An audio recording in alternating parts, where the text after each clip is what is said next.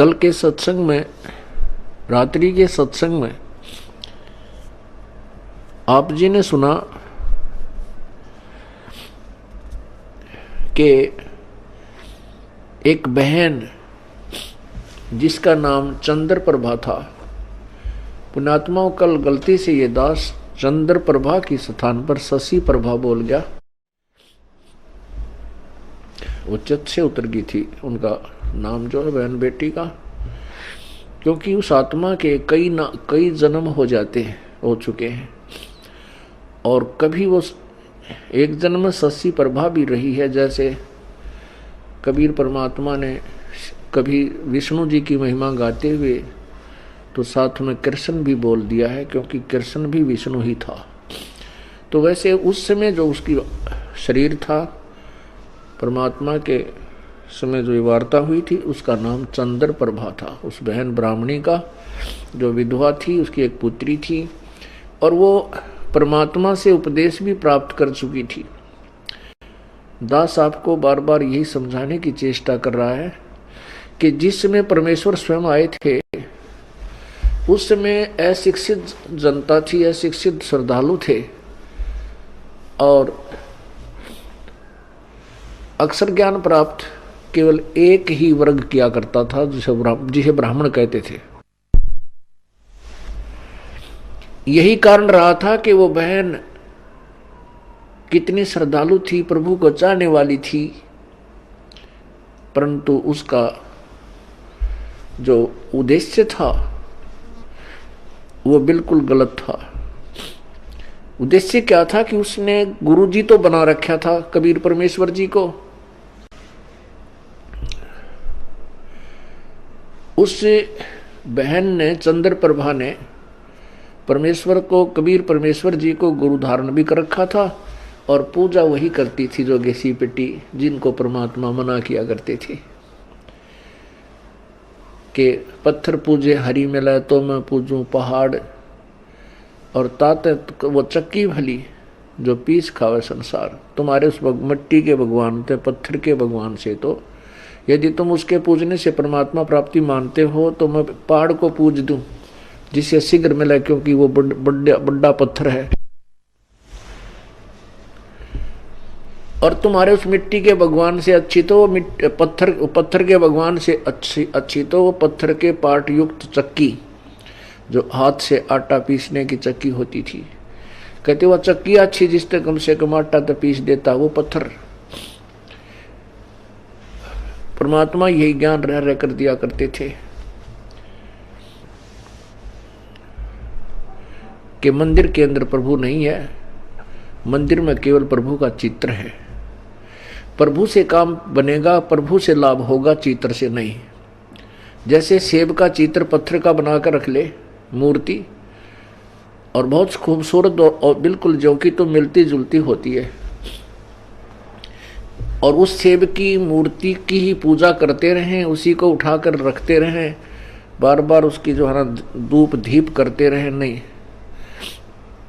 वो सेब की पत्थर की मूर्ति खाने योग्य नहीं है। वह उस सेब ढूंढना पड़ेगा, वो सेब लेना पड़ेगा। सेब प्राप्त कैसे होगा? उसके लिए पहले मजदूरी करनी होगी, मजदूरी करके 2 पैसे जेब में डालने होंगे, रुपए। उन रुपयों के, उस धन के प्रतिफल में हम उस सेब को खा सकेंगे, उसका आनंद ले सकेंगे।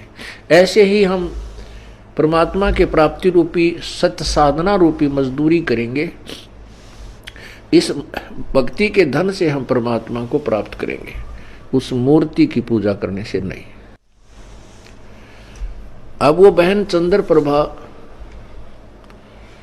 कबीर जी को तो एक साधारण संत भक्त मानती थी, संत मानती थी, गुरु जी मानती थी, और जगन्नाथपुरी में रखी उन बिना बगैर पंजे के हाथों वाली मूर्ति को वो भगवान मानती थी। इसी भ्रम को निवारण करने के लिए प्रभु ने ये लीला की, एक तीर से 2 शिकार किए।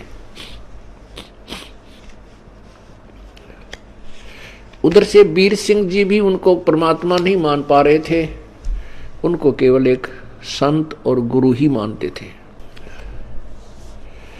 परमात्मा कहते हैं कि गुरु मानुष कर जानते ते नर कहिए अंध, होवे दुखी संसार में आग यम के फंद। कबीर गुरु गोविंद दोनों खड़े, गुरु गोविंद दोनों खड़े, किसके लागू पाए, बलिहारी गुरु अपना जिन गोविंद दियो मिलाए।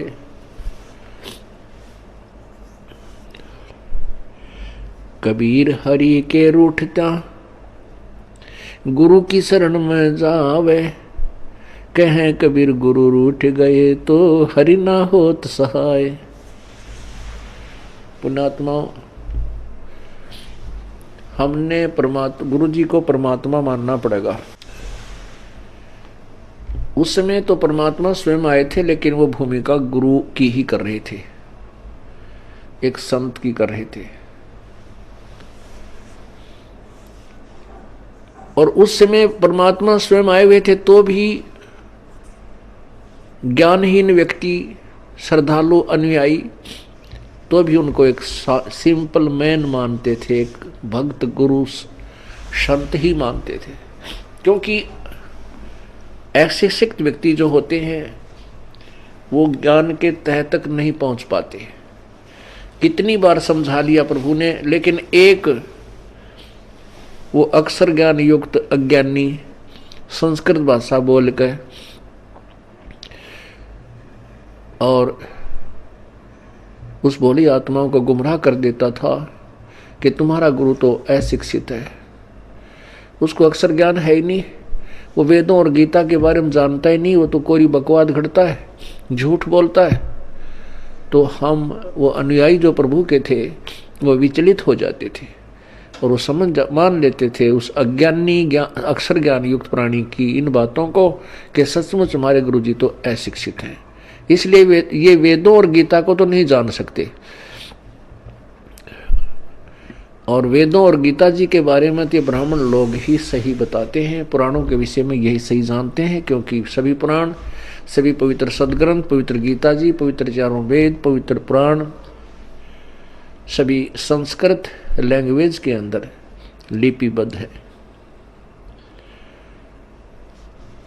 इस बात का वो नाजायज फायदा उठाएगी। परमात्मा ने इसलिए ये समय सेलेक्ट किया, ये टाइम सेलेक्ट किया कि पिछली पीढ़ी के अंदर शिक्षित होगा सारा समाज, उस समय ये मेरे को पहचान पाएंगे मेरे बच्चे, और इन काल के दूतों को ये धिक्कार देंगे, ठुकरा देंगे, छोड़ देंगे, त्याग देंगे। गुरु मानुष कर जानते ते नर कहिए अंध, ओए दुखी संसार में आग यम के फंद। पुण्यात्माओं, अज्ञान की इतनी गहरी छाप हमारे ऊपर हो चुकी है कि हम परमात्मा की परिभाषा से अपरिचित हैं। हम परमात्मा को निराकार मानते हैं। ये अज्ञानी संत, ऋषि, महर्षि और गुरुजन परमात्मा को निराकार बताते रहे, जबकि हमारे सब सदग्रंथ और जिन महापुरुषों ने परमात्मा के दर्शन हुए, उन्होंने अपनी अमृतवाणी में परमात्मा को साकार बताया है और मनुष्य सदृश बताया है, मनुष्य जैसा। लेकिन उनके शरीर के मटेरियल में और हमारे शरीर के मटेरियल में बहुत अंतर है। परमेश्वर का शरीर तेज पुंज का है, उनके शरीर की शोभा बहुत ही अधिक है। करोड़ सूर्य और करोड़ चंद्रमा की मिली जुली रोशनी भी उनके एक रोमकूप की रोशनी से फीकी है। वो साकार हैं और मनुष्य सदृश हैं। परमात्मा के उस स्वरूप को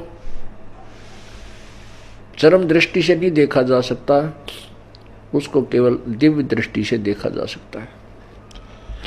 और परमात्मा जब यहाँ आते हैं, अपने उस अत्यधिक तेजों में शरीर के ऊपर एक हल्का ओवरकोट डालकर अपने शरीर के उस वास्तविक तेज को कुछ छुपा करके यहाँ प्रकट होते हैं।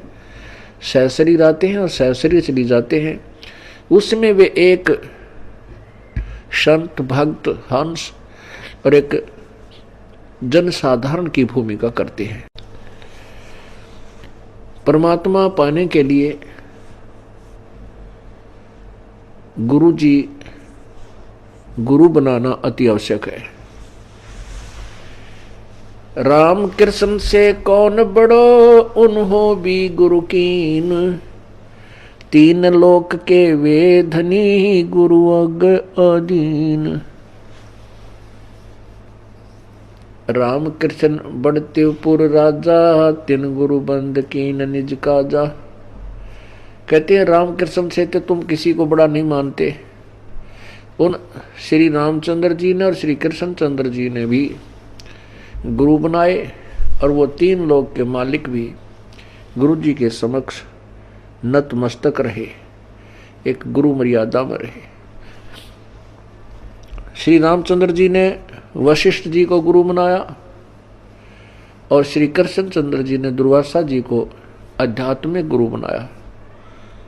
श्री कृष्ण जी के संदीपनी जो थे वो अक्षर ज्ञान के गुरु थे, उन्होंने उनको अक्षर ज्ञान सिखाया था।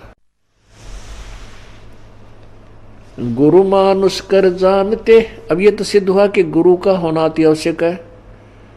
आध्यात्मिक अपने इस ज्ञान, आध्यात्मिक मार्ग को, आध्यात्मिक क्रियाओं को सफल करने के लिए, परमात्मा प्राप्ति के लिए गुरु जी का होना अति आवश्यक है। अब गुरु जी के प्रति हमारा कैसा व्यवहार बर्ताव हो, गुरु गोविंद कर जानियो, रहिए शब्द समाये, मिले तो दंडवत बंदगी, नहीं पल पल ध्यान लगावे। कहते हैं परमात्मा स्वयं संकेत कर रहे हैं कि गुरु गोविंद कर जानियो, गुरु जी को भगवान मानकर चलना और उनकी आज्ञा का पालन करना, उनके द्वारा दिए गए मंत्र का खूब डट के साधना करना, भजन करना श्रद्धा से। और जब भी आपको मिले दंडवत प्रणाम कीजिए। यदि आपसे दूर हैं तो पल पल उन्हीं का ध्यान कीजिए।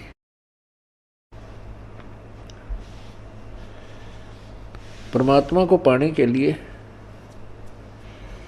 हमने वो प्रत्येक प्रयत्न करना पड़ेगा जो प्रभु पाने में सहयोगी है।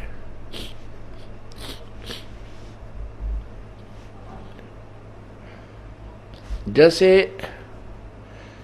ये दास है, उसमें तो परमात्मा स्वयं आए थे, अब ये दास बेच दिया अपना।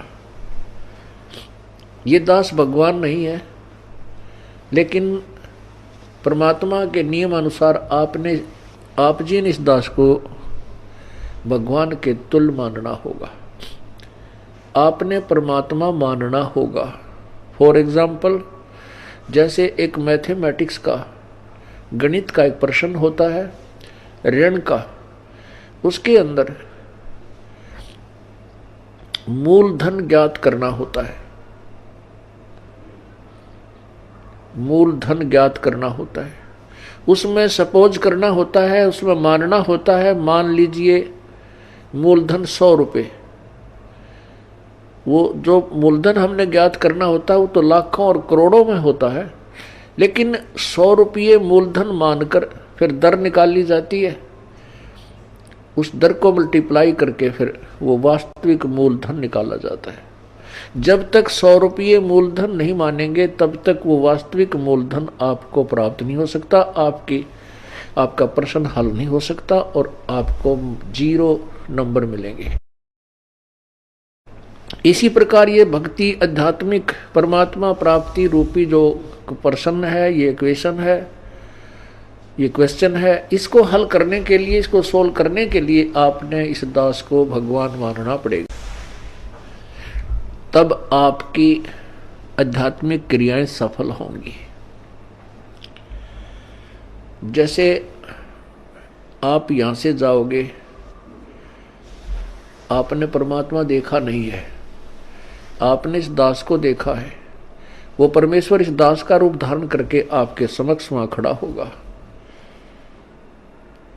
अब जैसा जिसका व्यवहार इस दास के प्रति यहां है वो वैसा ही करेगा। जैसा आपका इस दास के प्रति आपके मन में दोष या श्रद्धा है वो ज्यों की त्यों वहां होगी। जब आपकी वहां एक बार फिर जो है पछोड़ लाओगा परमात्मा,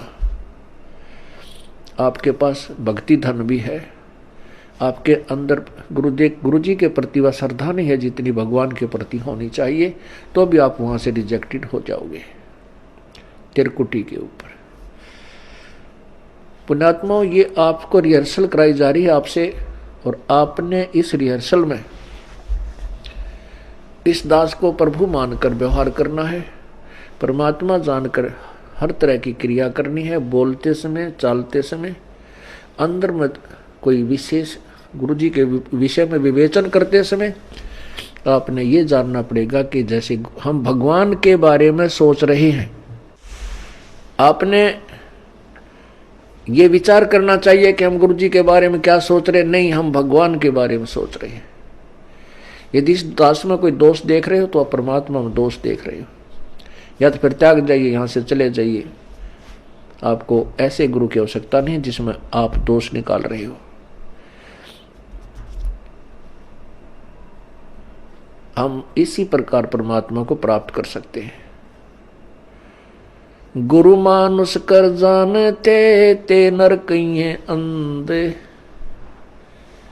ओवे दुखी संसार में आग काल के फंद।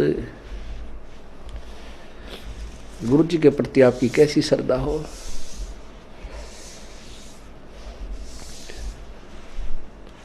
जैसे वो बहन चंद्र प्रभा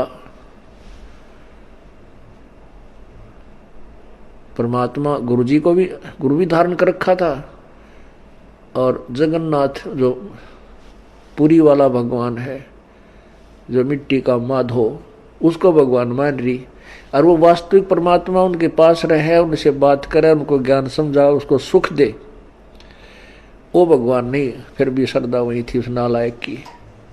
तब परमात्मा ने उसके उस भ्रम को निवारण करने के लिए एक तीर में दो शिकार किए थे। उधर से वीर सिंह बघेल, काशी नरेश भी उनको केवल एक सिंपल मैन और एक संत मान रहे थे। जब वही धोती जो वो बहन चंद्र प्रभा वहां लेकर गई थी जगन्नाथ के मंदिर में, और जगन्नाथ के मंदिर में चढ़ा दी थी श्रद्धा से, और वहां से उठकर वह बाहर परिसर में आकर गिरी थी, आंगन में गिरी, और आकाशवाणी हुई थी कि जगन्नाथ तो बनारस में बैठा है, वो कबीर नाम जुलाहा कबीर रूप में वहां विराजमान है, और तू नालायक यहां आ गई। ये धोती उसने आपसे मंगाई थी, आपसे आपने वहां से डानी थी। तब चंद्र प्रभा की आंखें खुली को हुई, ये तो भगवान थे। जब चंद्र प्रभा और सैनिकों ने आकर के दृढ़ विश्वास दिलाया तो वीर सिंह बघेल के मन में भी यह बात सेट होगी, कोई ये तो परमात्मा है। जब उनके हृदय में ये बात समाई कि तो प्रभु हैं, तब उनको पुनरुपदेश दिया प्रभु ने। वीर सिंह से कहा कि नाम ले दोबारा, कित का सार नाम के चक्कर में पड़ रहा है। पहले अपने हृदय ने साफ कर और फिर डट कर भजन करो, ताकि तुम परमात्मा पाने योग्य हो सको।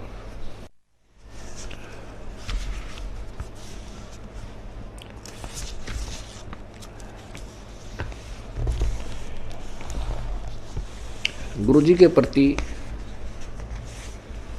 गुरु की महिमा आप प्रतिदिन पढ़ते हो नित्य नियम में, लेकिन आप पढ़ते हो उसके ऊपर विवेचन नहीं करते। आप प्रतिदिन क्या सुनते और पढ़ते हो। कबीर दंडवत गोविंद गुरु बंधु अविजन सोए, पहले बहे प्रणाम तेन नमो जो आगे होए। कबीर दंडवत गोविंद गुरु, गोविंद गुरु माने गुरु भगवान को नमस्कार करूं। दंडवत गोविंद गुरु गुरु भगवान, गोविंद माने भगवान, गुरु मीन गुरु, गुरु भगवान को दंडवत प्रणाम करूं और बंदू अविजन सोए, पहले भय प्रणाम ते नमो जो आगे होए। ऐसे महापुरुष गुरुदेव के तुल आगे और पीछे जो भी आए हैं उन संतों को नमस्कार है। गुरु को कीजय दंडवतम, कोटि कोटि प्रणाम, कीट न जाने भृंग को यूं गुरु कर ले आप समान।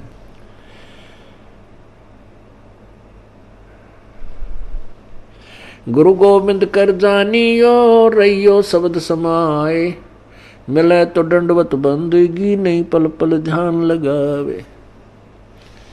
अपने गुरुदेव के प्रति परमात्मा तुल श्रद्धा बनाओगे तभी आप परमात्मा के चरणों में परमात्मा को प्राप्त कर सकोगे।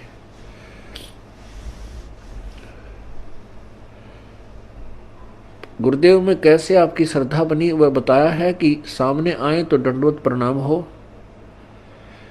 और नहीं तो फिर उन्हीं का ध्यान, उन्हीं के द्वारा दिए गए मंत्र पर विवेचन, उसका सिमरण, और रह रह कर आपके हृदय ये आत्मा ये पुकार करेगी, तड़फेगी को हो ऐसा निर्मल ज्ञान है भगवान कहाँ थे, अगर गुरु जी ना मिलते तो हमारी क्या दुर्गति होती। इस तरह की विवेचन जो करना है ये भी गुरुदेव का ध्यान है।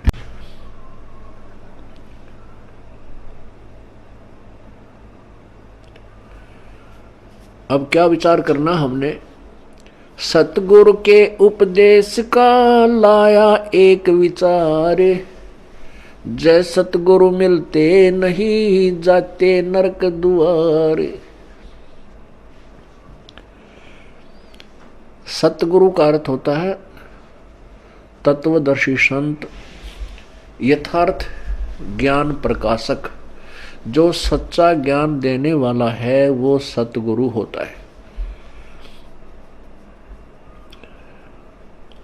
सतगुरु के उपदेश का लाया एक विचार, जय सतगुरु मिलते नहीं जाते नरक द्वार।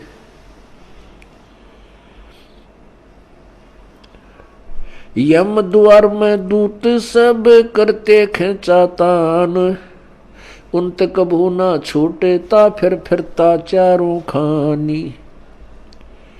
कबीर चार खानी में भरमता कभो न लगता पार, सो फेरा सब मिट गया मेरे सतगुरु के उपकार। होय होय, इतनी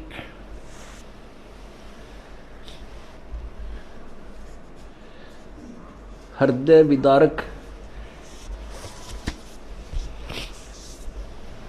वाणी परमेश्वर ने बोली है कि सतगुरु माने पूरे संत से और प्रॉपर वे ऑफ वर्शिप, यथार्थ परमात्मा की भक्ति हमें प्राप्त हुई तो हमारा कितना दुख निवारण हुआ। यदि सतगुरु ना मिलते और नकली गुरुओं के साथ हम लगे रहते, लोक वेद के आधार पर भक्ति करते रहते, तो क्या होता कि हम नरक में डाले जाते। वहां पर यम के दूत हमें खूब सताते। कैसे सताते हैं यम के दूत? जैसे किसी को कोड लगा हुआ हो और उसको फिर ये किसी के जख्म हो गए हो, फुंसी हो जाए, उनमें मवाद हो, ये मक्खियां कितना परेशान किया करती हैं। ऐसे यम के दूत नरक के अंदर इन प्राणियों को परेशान करते हैं। इनके शरीर पर ऐसा उस पाप के कारण ऐसी व्यवस्था बन जाती है सूक्ष्म शरीर पर, और जिसमें यहाँ से लेकर के यम के दूत चलते हैं भक्तिहीन प्राणी को, और जो भक्ति कर रहा है लेकिन शास्त्र विरुद्ध कर रहा है उस प्राणी को, तो वहां नरक में डालने के लिए झुंड के झुंड को, पूरे समुदाय को लठ मार मार कर ले जाए। जैसे किसी पशु को फाटक में रोकते हैं और वो उसमें जाने से आनाकानी करता है, वापस भागता है, तो उस पशु को लठ मार मार कर और फाटक में बंद कर देते। ऐसे ही यम के दूत लंबे लंबे भाले लेकर हाथों में गदा लेकर के इनको कूटते हुए और उस नरक के अंदर ठोक देते हैं। ये वापस भागते हैं क्योंकि आगे इतना बुरा हाल, इतना गंदा स्थान, और जो पहले के प्राणी वहां डाल रखे हैं वो बुरी तरह चिल्ला रहे होते हैं। अब उनको देख करके ये वापस भागने की चेष्टा करते हैं और पीछे तो फिर वो यम के दूत कुटे। वहां उनकी जो रिहर्सल होती है वह खेचा ताण है। उस खेचा ताण की बिरान माटी, वो दुख, और फिर नरक के अंदर कष्ट।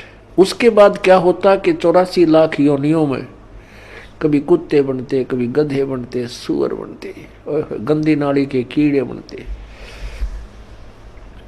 वो सब सारा का सारा कष्ट परमेश्वर के इस सत्य नाम से, पूरे संत के ज्ञान से और उनके द्वारा बताई गई भक्ति विधि से सब आप बाईपास निकल गए। न नरक में जाना पड़ेगा, न काल की तपतशिला पर आपको जाना पड़ेगा, और न ही 84 लाख योनियों में आपको जाना पड़ेगा। पुण्यात्माओं, आप तो बालक हो, क्योंकि भक्ति मार्ग का ज्ञान कभी हमने सुना नहीं। केवल जैसा भी परंपरागत हमारे जिस भी धर्म में हम जन्मे हैं उन्हीं लोक वेद को हम अंतिम भक्ति का ज्ञान, आध्यात्मिक ज्ञान मानकर उसी पर आश्रित थे। वो तो कैखा भी नहीं थी भक्ति का, आध्यात्मिक ज्ञान का वो कैखा भी नहीं प्राप्त था हमारे को। अब ये विस्तार से एक पूर्ण इतिहास आपके समक्ष प्रभु दत्त पेश किया जा रहा है। अब जिससे सतगुरु के उपदेश यानी ज्ञान और मंत्र भक्ति से इतना ढेर सारा कष्ट हमारा टल गया हो, तो उस गुरु जी के बारे में क्या बताते हैं। कबीर चार खानी में भरमता, कभो न लगता पार, सो फेरा सब मिट गया सतगुरु के उपकार। 7 समुद्र की मसी करूं, लेखनी करूं बन राय, धरती का कागज करूं, गुरु गुण लिखा न जाए। क्या बताते हैं परमात्मा, अपनी महिमा आप ही सुनाते हैं कि ऐसे परम संत कि क्या महिमा करो। यदि मैं पूरी पृथ्वी का कागज बनाऊं और 7 समुद्रों की इंक बना लूं, एक पेड़ में एक वृक्ष की कितनी कलम बन जाएंगी, बिना गिनती की। और फिर कहते पूरे समुद्र के सारे समुद्रों की इंक बना के और धरती के जितना लंबा कागज लेकर जो लिखने लगूं, तो ऐसे सतगुरु की महिमा, उनके गुण का मैं गुणगान नहीं कर सकता, नहीं लिख सकता। वो थोड़ा पड़ जावे, 7 समुद्र भी खत्म हो जाए, वो कलम भी घिसने और कागज भी छोटा पड़ जावे, तो अभी पर उस ऐसे संत की महिमा शेष रह जावे। कबीर बलिहारी गुरु आपना, घड़ी घड़ी 100 बार, मानुष से देवता किया करत न लागी बार। कबीर गुरु को मानुष जो गेणे, और चरणामृत को पान, ते नर नरक में जावेंगे जन्म जन्म होवे समान।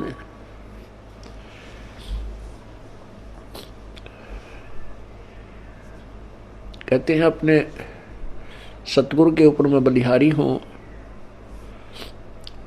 घड़ी घड़ी 100 बार उनके द्वारा दिए गए ये अनमोल ज्ञान रह रहकर उमंग के साथ याद किया जाता है, और ऐसे संत के प्रति एक विशेष श्रद्धा बनती चली जाती है। बलिहारी गुरु आपना, घड़ी घड़ी 100 बार, मानुष से देवता किया करत न लाई वार। हम मनुष्य का शरीर अवश्य रखते थे, लेकिन कर्म मनुष्य के हमारे नहीं थे। मनुष्य के कर्म अब प्रारंभ हुए हैं, बुराइयों से दूर होना और परमात्मा का यथार्थ भक्ति मार्ग ग्रहण करना। किसी को लूटना नहीं, चोरी नहीं करना, मिलावट नहीं करना, रिश्वत नहीं लेना, किसी की आत्मा नहीं दुखाना, क्योंकि आत्मा हम वैसे नहीं दुखाने से बंद हो सकते। हम मिलावट करने से या रिश्वत लेना वैसे नहीं छोड़ सकते जब तक हमें इसके होने वाले दुष्प्रभाव का ज्ञान ना हो। जैसे विष से हम क्यों डरते हैं? क्योंकि उससे होने वाले दुष्प्रभाव से हम पूर्ण परिचित हैं। और नादान बालक उसी बोतल में जिसमें विष रखा हो मुंह का लगा कर पी ले और जान मृत्यु को प्राप्त हो जाए, जान से हाथ धो बैठे। ऐसे ही जो बुराइयां करते हैं वो अपना जीवन बर्बाद कर रहे हैं। जिसमें हम तत्व ज्ञान के कारण ये पूर्ण ज्ञान हो जाएगा कि जो हम कर्म करते थे वो विष खा रहे थे, तो हम अब पुनः विष नहीं खा सकते। इसलिए परमात्मा अपनी महिमा भी बताते हैं कि गुरु मानुष से देवता किया और करत न लागी बार।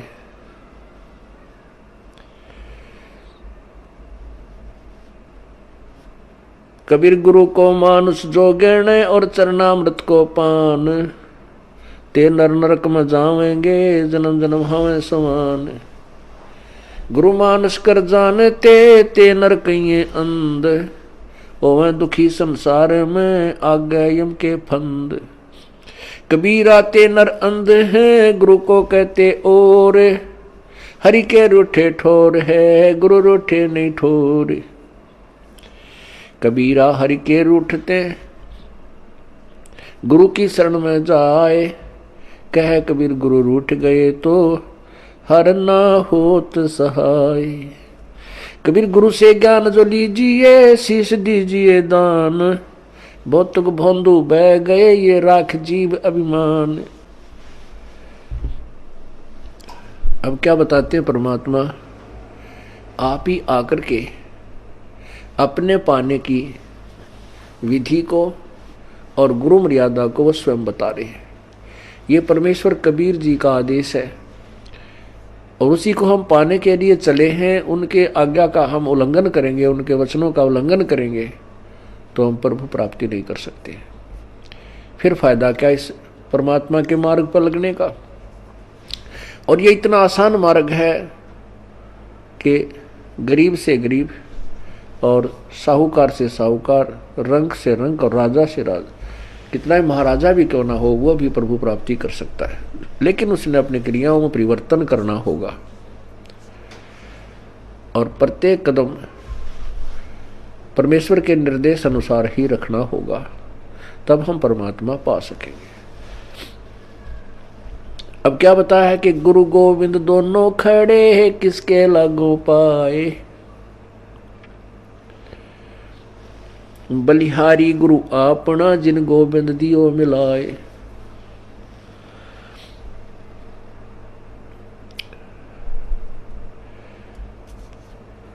कबीर गुरु के रूठ त्या हरि की, कबीर हरि के रूठ त्या गुरु की शरण में जावे, कहे कबीर गुरु रूठ गए तो हर ना होत सहाय। परमात्मा स्वयं ही बता रहे हैं कि एक तरफ गुरु जी खड़े हैं और दूसरे साथ में परमात्मा खड़े हैं, तो किसके हम चरण छुएं, किसका विशेष आदर करें, किसकी चाह प्रथम करें? आप ही उत्तर दे रहे हैं कि बलिहारी गुरु आपना जिन गोविंद दियो मिलाए।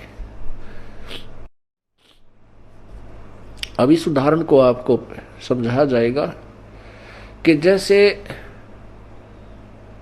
एक मटके में गड्ढे में जल है, वो तो समझो भगवान है। एक तरफ हैंडपंप खड़ा है वर्किंग पोजीशन में, चालू हालत में। एक तरफ तो हैंडपंप यानी नल है, एक तरफ एक मटके में घड़े में जल है। तो उस मटके के जल को तो भगवान समझो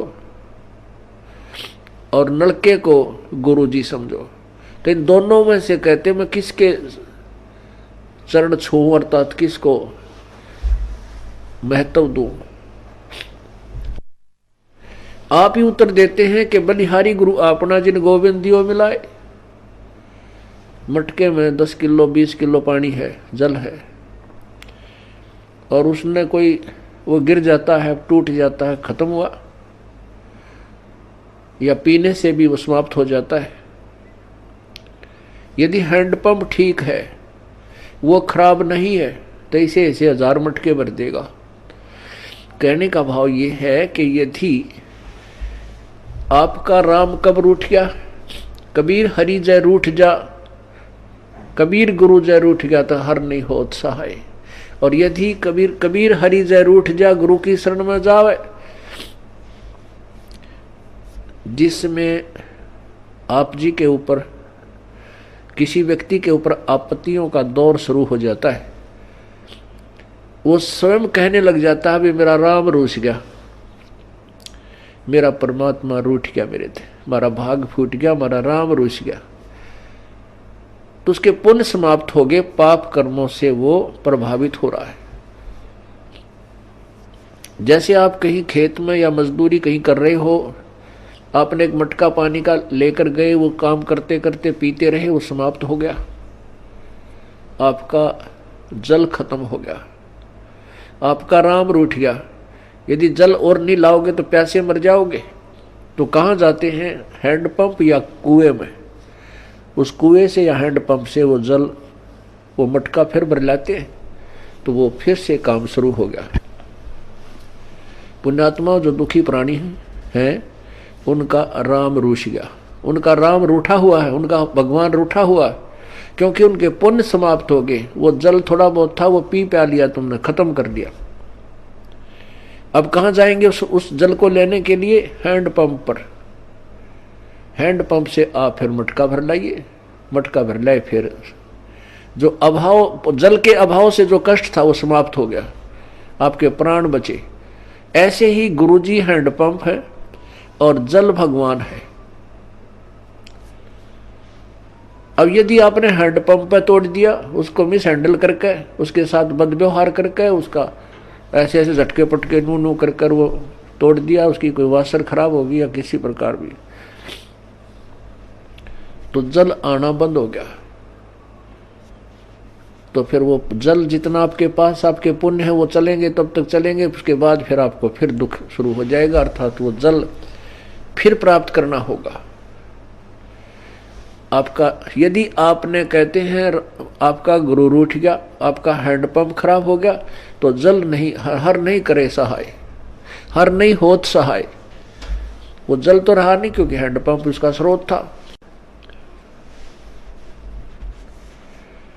कबीर हरि के रूठते गुरु की शरण में जाए, कहें कबीर गुरु रूठेगे तो हर ना होत सहाय। परमात्मा आगे क्या बता रहे हैं? गुरु से ज्ञान जो लीजिए, शीश दीजिए दान। गुरु जी से आप उपदेश, नाम मंत्र ले रहे हो, तो अपना शीश समर्पण कर दीजिए। शीश सौंप देने का तात्पर्य है कि गुरु जी के प्रत्येक आज्ञा का पालन कीजिए। भौतक भोंदू बह गए भाई, राख जीव अभिमान। होय होय, भौतक भोंदू बह गए अपने मन में अभिमान बना के गुरु जी के समक्ष, तो वो जीव पार नहीं हो सकते।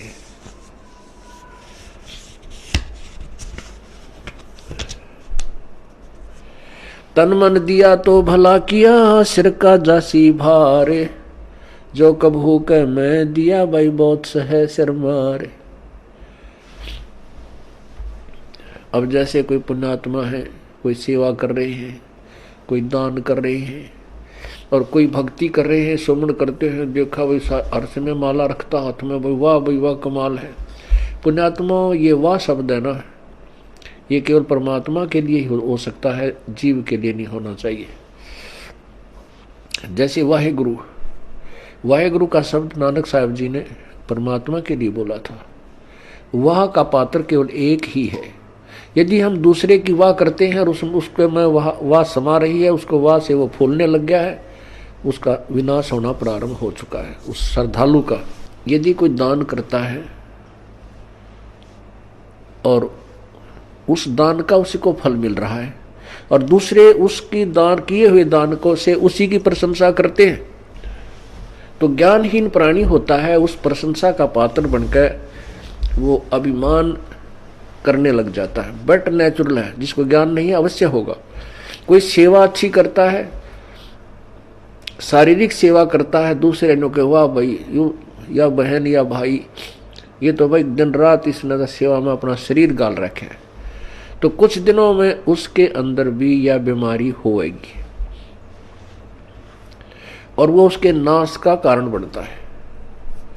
कोई सेवा करता है तो अपने लिए कर रहा है, हम उसकी प्रशंसा करते हैं, उसके तरफ आकर्षित होते हैं, तो महाराज जैसा बुद्धू नहीं, वो भक्त नहीं है, उसको ज्ञान नहीं है। कहते हैं गुरु को तजय भजय जो आना, तापसुआ को फोकट ज्ञाना। क्योंकि हम जिसकी प्रशंसा कर रहे हैं हम उसके ऊपर आसक्त हैं, बाई हुक एंड क्रुक, तो हम परमात्मा से हटकर उसकी तरफ आकर्षित हुए हैं, तो यह भी कमजोरी है। परमात्मा के पाने में हमने सारी कमजोरी मिटानी होगी। एक बूढ़ा आदमी डॉक्टर जी के पास गया और बूढ़ा बुजुर्ग कति अस्थि पिंजर शेष था, पतल आड़ दिखे, नारे नारे अस्थि दिखे। अब डॉक्टर जी ने देख लिया भाई ये तो बीमारी क्या है कि कमजोर आदमी है, कति शारीरिक वीकनेस घनी है इसमें। तो बूढ़े आदमी ने, उस वृद्ध ने कहा डॉक्टर जी मैं कुछ देर चलता हूं ना मेरा दम फूलने लग जाता है, सांस चढ़ जाए। डॉक्टर बोला भाई महाराज बुजुर्ग कमजोरी है आपको, आपका शरीर कमजोर हो गया। फिर कहता है गुरु डॉक्टर जी मैं खड़ा होता हूँ चक्कर आवे हैं। डॉक्टर बोला बूढ़ा कमजोरी है। फिर बोला जी पिंडी बढ़के हैं, यानी पिंडलियों में दर्द हो जाता है। डॉक्टर बोला कमजोरी है। अब बूढ़े को गुस्सा आ गया,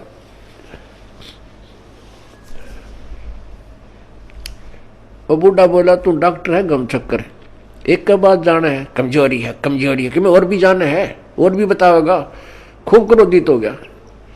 वो डॉक्टर बोला बूढ़े या भी कमजोरी है, क्योंकि कमजोर आदमी ने गुस्सा गणाया करे। तो पुण्यात्माओं ये हमारे अंदर जो कमजोरियां हैं ये हमने सारी हटानी पड़ेंगी, तब हम परमात्मा पा सकते हैं। ना तो ठीक है जिस आप कर रहे हो ऐसा फल मिल जाएगा, और आने वाले जन्मों में आप राजा बन सकते हो, देव बन सकते हो, महादेव बन सकते हो, ब्रह्मा विष्णु महेश बन सकते हो, क्योंकि आपके अंदर इतनी कमाई बन जाएगी। और उसके बाद फिर आप गधे बन सकते हो और कुत्ते बन सकते हो। तो हमने या जन्म मरण का दीर्घ रोगी कटवाना पड़ेगा। अब समय आ गया है, उसकी औषधि का जो है खोज होगी है। जैसे पहले टीबी की कोई इलाज नहीं था, इसलिए इसको अक्षय रोग कहते थे। अक्षय माने नाश करने वाला, खत्म कर दे। अब टीबी कोई विशेष रोग नहीं रहा अगर समय पर उपचार करा लिया जाए तो इसी प्रकार अब इस जन्म मृत्यु रूपी अक्षय रोग की अब औषधि प्राप्त होगी हमें। थी तो पहले ही, लेकिन इसकी खोज करने वाला नहीं था। अब परमात्मा ने मेरे बख्शिश दास के ऊपर अपनी वो अनमोल जड़ी सरजीवन बूटी दे दी, इस सार नाम रूपी, और वो उससे ये जन्म मरण रूपी दीर्घ रोग आपका कटेगा। तो उस औषधि उपचार में आपने जो परहेज रखने हैं वो आपके नियम हैं, इनका भी पालन आपको आजीवन करना होगा, तभी आप इस रोग से मुक्त हो पाओगे। अब जैसे हम एक दूसरे पर आसक्त होते हैं, जो बड़ा अच्छा पाठ पढ़ता है, इसकी बड़ी अच्छी प्यारी बोली है, अरे पाठ भगवान की वाणी है, परमात्मा ने वाणी लिखी है, और वही वाणी आपको पढ़ के सुना दे, और या कोई गा के सुना दे, मीठी आवाज में सुना दे, बाकी आवाज में सुना दे, उस पर अमल हो। अब जैसे कोई शराब पिए पड़ा था और दूसरा व्यक्ति जाके कहने लगा कि भाई तुम्हारा चोरी होगी। वो शराबी कहता है चोरी होगी? अच्छा चोरी होगी, फिर बता क्या हो गया? चोरी हो गया। अब वो कोई कहे, उस शराबी नो कहे तेरी आवाज अच्छी नहीं, कोई गाने वाला आवे उसको बुलाओ, और वो नौका क्योंकि वो शराबी होगा, फिर दूसरा शराबी कहता है आपका चोरी हो गई। वो चोर भी नौका, और जिसका चोरी हो रही वो नौका चोरी हो गई। अरे नालायक को। फिर वो नौका कहता हाँ ये बहुत बढ़िया बोल रहा है, इसकी आवाज़ बहुत प्यारी है, चोरी हो गई। और उसने नौका जाकर सिंपल वे में, भाई तुम्हारा घर में चोरी होगी और बहुत नुकसान हो गया है। यदि वो होश में है, शराब नहीं पी रखी, तुरंत कलेजा पकड़ेगा, अक भाई कितना नुकसान हो गया, तुरंत घर को चल पड़ेगा। यदि उसने भांग पी रखी है तो फिर नो कहेगा भाई इसकी आवाज़ बहुत अच्छी लगी, जो गा के सुना रहा चोरी हो गई। आप भी क्यों भांग के नशे में, अरे साहब वो मूर्ख जो उसने गा के सुना रहा चोरी हो गई। तो पुण्यात्मा आपको बार बार कहा रहा परमात्मा की वाणी है। क्या बताते हैं भगवान बार बार, इसने गा के कह दे चाहे वैसे कह दे, जो जिनकी भांग का नशा उतर गया वो तुरंत सचेत हो जाएंगे और उस मार्ग पर चल पड़ेंगे। क्या मन तू बस रे चल रे सुख के सागर, जहां शब्द सिंधु रत्नागर। अब चैत इसने नू गा के सुना दे, अर्थे सिंपल वे में कह दे, मन तू चल रे सुख के सागर, जहां शब्द सिंधु रत्नागर। कोट जन्म तेरे भरमत हो गए, कुछ ना हाथ लग्या रे, कुकर सुकर खरबा बोरे कौआ हंस बुलारे। कोटि जन्म तू राजा की ना मिटी न मन की आशा, और भिक्षकों का धर धर घूमया, ये मिला ना निर्गुण रासा। इंद्र कुबेर ईश की पदवी ब्रह्मा वर्ण धर्मराया, विष्णुनाथ के लोक को जाके फिर भी उल्टा आया। असंग जन्म तन मरत्या हो गए, जीवित क्यों नाम रह रे, द्वादश मद मैल मठ बोरे बोर ना दे धरे रे। दोजक भस्त सभी ते देखे, राजपाट के रसिया, और तीन लोक से तरपत नाई, ये मन भोगी खसिया। सतगुरु मिले तो इच्छा मेटे, पदमल पदे समाना, चल हंसा उस लोक पठाऊं जो आद अमर स्थाना। चार मुक्ति जहां चंपी करती माया होरी दासी, दास गरीब अभय पद पर से मिले राम अविनाशी। अब इस वाणी ने चाहे तो कोई गा के सुना दो, और चाहे भाई इसने वैसे सिंपल वे में कह दे, जब तक हम इस अनमोल वचन को जो प्रभु दत्त है, परमात्मा का दिया हुआ है, इसको हृदय में धार कर इसके अनुसार नहीं करेंगे, तो ना तो इसके गान तो फायदा, ना इसके वैसे कहने सुनने तो फायदा। इससे लाभ होगा जब हम इसके परमात्मा की वाणी पर अमल करेंगे और तुरंत उसका अनुसरण करके अपना मोक्ष प्राप्त करने का तरीका ढूंढेंगे। तो जैसे हम किसी और पर किसी भी पॉइंट से आसक्त होते हैं तो हम कमजोरी में हैं और हम पार नहीं हो सकते हैं। क्या बताते हैं, गुरु से अधिक ना कोई ठहराई, मोक्ष पंथ नहीं गुरु बिन पाई। राम कृष्ण बढ़ती उपुर राजा, तिन गुरु बंद की न निज काजा। गेही भक्ति सतगुरु की करही, आदि नाम निज हृदय धरही। गुरु चरणन में ध्यान लगावे, अंत कपट गुरु से ना लावे। गुरु सेवा में फल सर्वस आवे, गुरु विमुख नर पार न पावे।